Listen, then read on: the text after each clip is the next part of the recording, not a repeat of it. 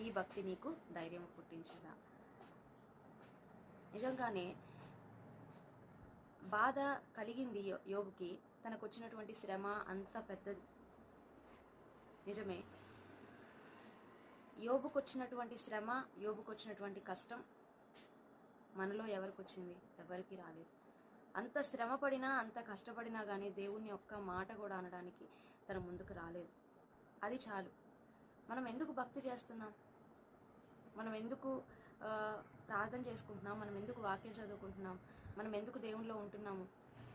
పరలోకానికి వెళ్ళడానికి అని ఒకటైతే, ఈ లోకంలో ఒక శ్రమ వచ్చినప్పుడు కూడా, కష్టం వచ్చినప్పుడు, అవమానం వచ్చినప్పుడు, నింద వచ్చినప్పుడు కానీ ఏ పరిస్థితుల్లో కూడా దేవుణ్ణి విడిచిపెట్టే వాళ్ళంగా మనం ఉండకూడదు. ఏదైనా దేవుడు ఉన్నాడు అనేటువంటి ఒక దానితో మనం ముందుకు వెళ్ళేటువంటి విధానములో మన భక్తి ఉండాలి.